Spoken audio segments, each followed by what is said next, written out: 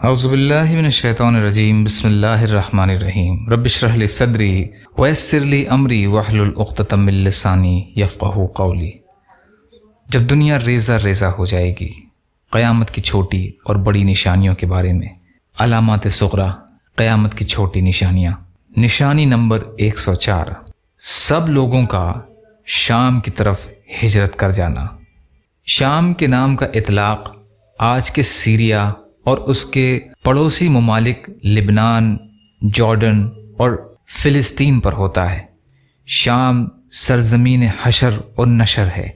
اس سرزمین سے بہت سے انبیاء کا ظہور ہوا ہے۔ شام اور اہل شام کی ایک خاص قدر و منزلت ہے۔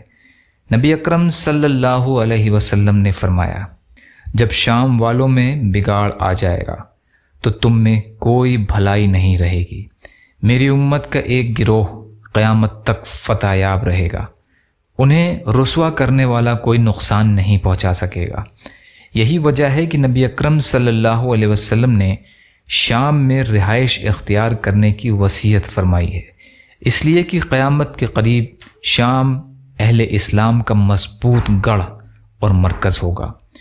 حضرت ابو درداء رضی اللہ تعالی عنہ بیان کرتے ہیں کہ رسول اللہ صلی اللہ علیہ وسلم نے فرمایا، فتنے کے دنوں میں مسلمانوں کا مرکز غوطہ ہوگا، جو دمشق یعنی ڈماسکس نام کے شہر کے ایک جانب ہوگا، اور وہ شام کا بہترین شہر ہوگا۔ مسند احمد کی روایت ہے یہ۔ فسطاط اصل میں خیمے کو کہتے ہیں، اور یہاں اس سے مراد مسلمانوں کا مرکز اور ان کے جمع ہونے کی جگہ ہے۔ اہل اسلام اس عظیم معرکے میں جو مسلمانوں اور یہودیوں کے درمیان ہوگا وہاں جمع ہوں گے۔ غوطہ ایک شہر کا نام ہے جو آج کل غوطہ دمشق کہلاتا ہے، اور دمشق یعنی ڈماسکس مشہور اور معروف شہر ہے جو آج کا سیریا یعنی شام کا دارالحکومت ہے۔ حدیث میں مذکور معرکہ یا تو امام مہدی کے ظہور سے قبل ہوگا یا امام مہدی کے زمانے میں ہوگا یا پھر کسی اور زمانے میں۔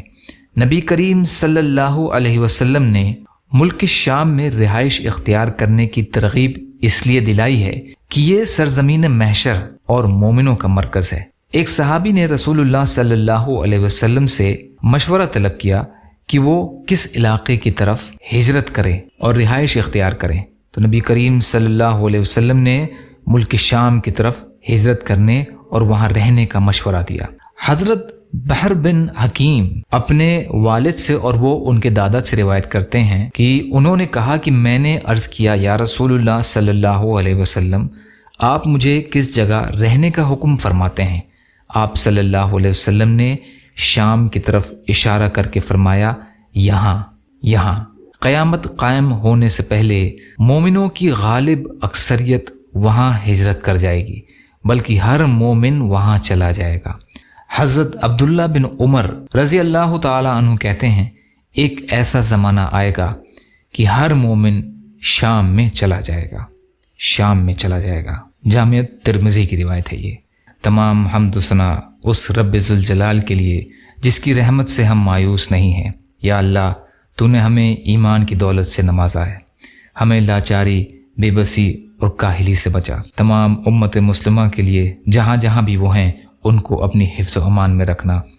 یا اللہ، کہنے سننے سے زیادہ عمل کی توفیق عطا فرما۔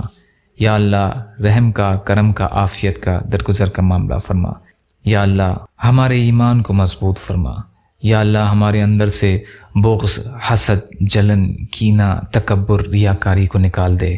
یا اللہ، صبر کرنے والا، شکر کرنے والا اور اچھی طرح عبادت کرنے والا بنا دے۔ یا اللہ، حق اور سچ بات کہنے والے بنا۔ یا اللہ، ہم کنجوسی اور بزدلی اور بے بسی سے آپ کی پناہ لیتے ہیں۔ یا اللہ، آپ جو بھی فیصلہ ہمارے لیے فرمائیں اس کا انجام ہم سب کے لیے بہتر فرما دیجئے۔ ربنا تقبل منا انک انت السمیع العلیم وتب علینا انک انت التواب الرحیم برحمتک یا ارحم الراحمین۔ لا الہ الا اللہ محمد رسول اللہ۔ السلام علیکم۔